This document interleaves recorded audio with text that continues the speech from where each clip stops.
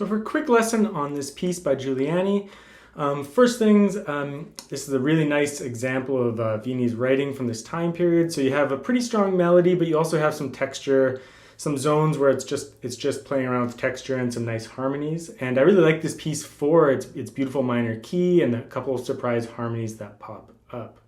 So of course, whenever you have a melody, play the melody on its own.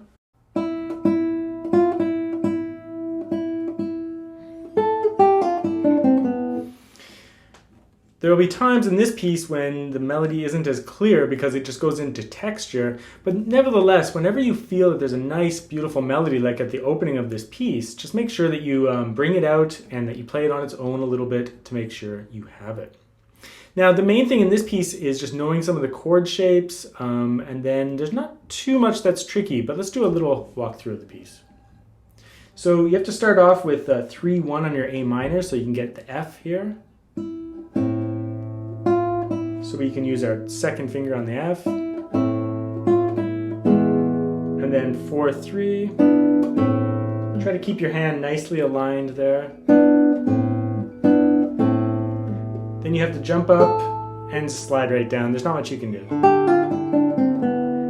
3-4-2 here on the A minor chord so that your first finger is available for that G sharp.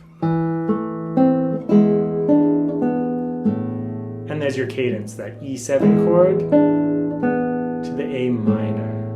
So it's a nice little cadence, and then he cadences again a couple of times. E, A, E again, A minor. Then a new section.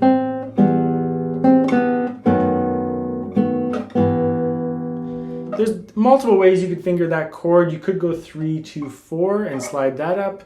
I've just stuck with grabbing the chord, sliding 2-1 up, and carrying on.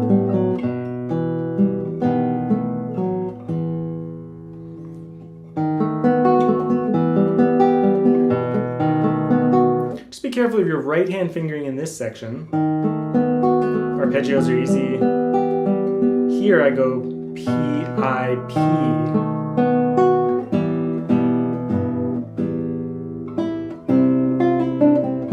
Pretty straightforward. This is a very strange spot. So you can either do two things. First thing you can do, what I did the first time, slide the second finger in.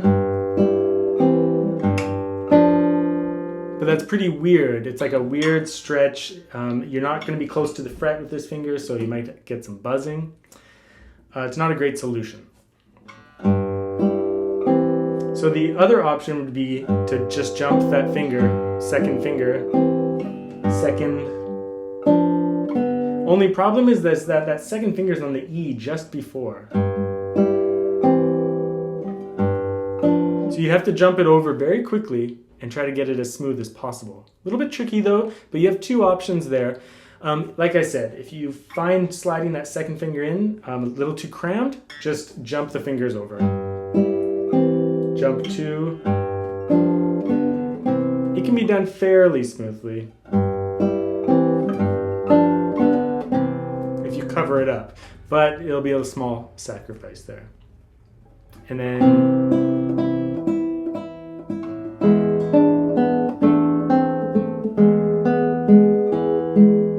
section in bar 17 and 18, just be careful of your right hand fingering.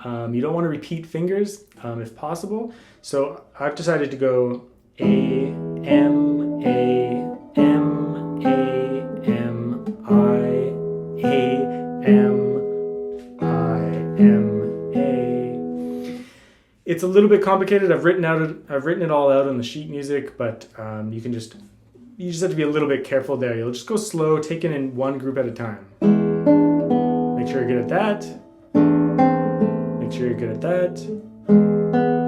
Good at that. And then piece it together.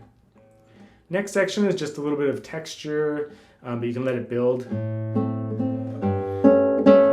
All the way to here.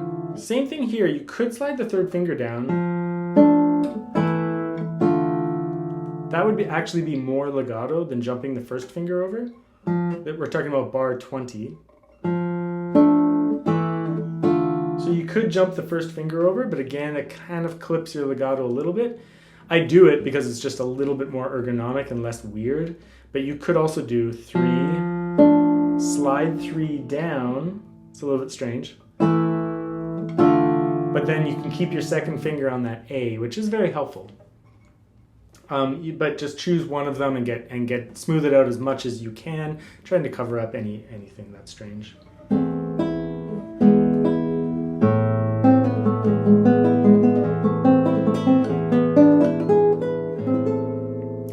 Whenever you have that thing, this occurs at bar 5 as well as at the end of the piece. You're playing an A minor. Slide both fingers up into 3rd position. On the open string, change to 4th position. And then either do the bar 5 or get your final chord. But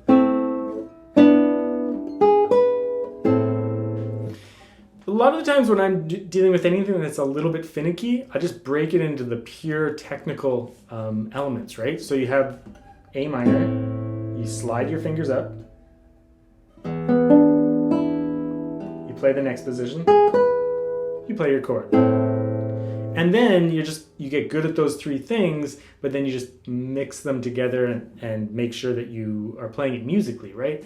But it just gives you something to do. It's like, I'm going to get good at this, then I'm going to get good at this, then this, then this.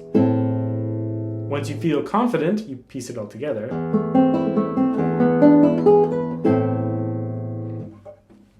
That's kind of all there is to it, right? Like little elements like that. And in this piece, there's lots of just like chord textures and then occasionally very strong melodies.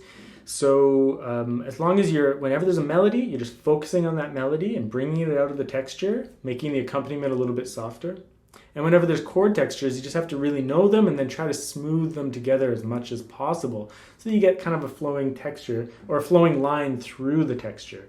You know, there's not always a melody to like take you through the path, but just in terms of your own momentum of the rhythm, you can flow through the harmonies as smooth as possible with musical direction, right? Whether that be a crescendo or decrescendo, or just like a little bit of accelerando or something like that. So I hope that covers most of the things in the piece, but like I said, it's all fingered in the music here, so it's pretty straightforward, and I hope you enjoy.